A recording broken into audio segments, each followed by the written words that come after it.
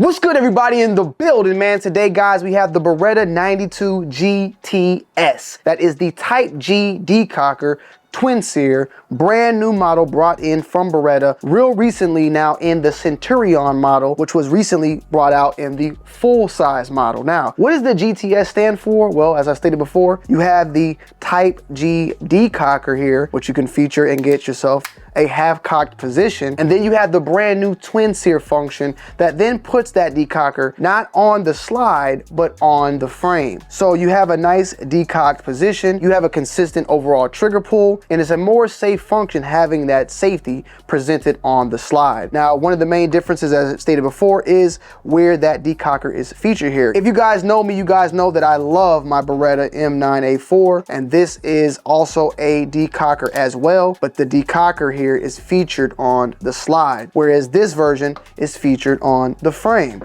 Also, as stated before, Centurion model is their compact, full frame but compact slide model. So you have a little bit of a shorter overall slide and barrel on the Centurion, but you have that same full size frame. Now, that little bit of inch that is taken away from this model definitely allows you to, in my opinion, can still carry it. It's not very overall big and bulky, but it does have a little bit of weight for the fact that the frame overall in this gun, this is a full metal gun. Now, as far as the specs, let's just get to the specs and we'll get to the shooting afterwards. The action is single and double, of course, hammer fired, a 4.25 inch barrel, 9mm on the caliber, a 1.5 inch grip width, comes in 10 round capacity for people out there in the non-free states. You have 15 as well as 18, and 18 is what it comes with standard. But this particular model that we actually had is one that has the 10 round magazine, but it has 18 on the actual mag. And what happens is there's a stopper in there that does not let you go to that 10 round. Now, why do I have that?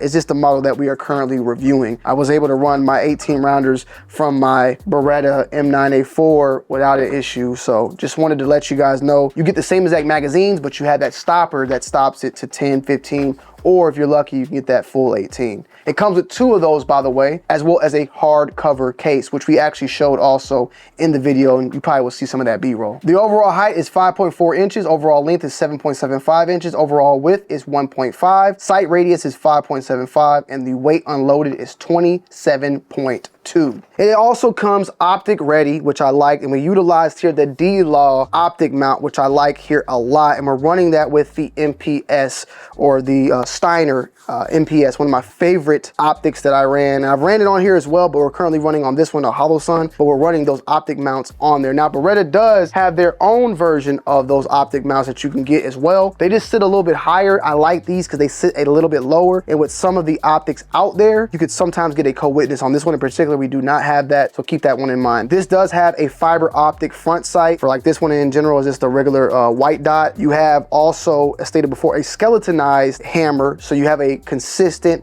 overall trigger pull. You do also have, as stated, the double action and single action. So single action here, you pull it up easily, you have yourself now a half cock position, and you can easily go into the double action and follow that up with single action. Now, one of the questions that has been asked for a lot of people out there is like that half cock position, does it feel shorter than a the full one? And in some instances, yes and no. And what I mean by that is when you have it here for the overall double action, all the way pull, and then the half cock, right here you have a lot of take up, a lot of leeway, a lot of mush. Then you hit the wall right there, right? You see how I'm wiggling it? When it comes to this, it's a way smaller amount of mush. And that has to do with the fact that it has to go straight into that pulling right there. See how now it has mush? Look at this.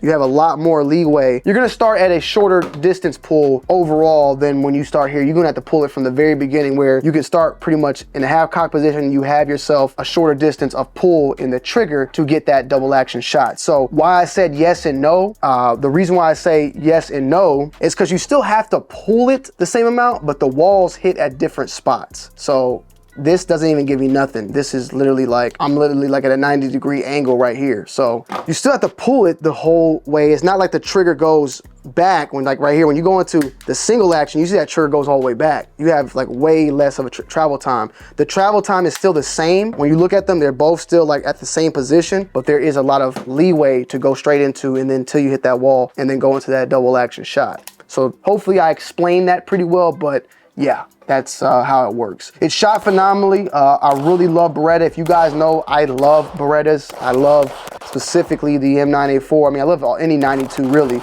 I've been wanting to try out their Squallow, I believe, their triggers on that, and their single action only. I wanted to kind of see how those shot as well. But I mean, even from that point and moving down, you know, the 1301, it's my go-to home defense shotgun.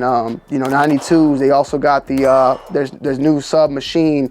They got their BRX, right? The BRX1. They have a lot of products that have been putting out and coming back out with. Even the CX4 Storm, as well as their PX4 Storm. There's been a lot of iconic models out there. But how does this shoot? It shoots great. Shoots like any Beretta 92. I mean, I didn't feel much of a difference of this to that. I mean, the triggers are pretty much the same. There is a DLC coating on this trigger. There is a skeletonized hammer. For the most part, it's shot very consistent, and it was very accurate out the box. Now, one thing with me that I swapped out with this pair to compare to this, which I would still do, is I don't hate the grips here, but I do like the rubber grips a little bit more. And even with the M9A4, I think it came with 2 additional sets of grips. I went and bought the hog grips. This one just came as standard with this one right here, but that's an easy swap. They're not expensive at all. Something very easy to do. The only change though, the only thing that was different about this gun, which is the biggest thing about this gun that took a little bit of use to getting to, is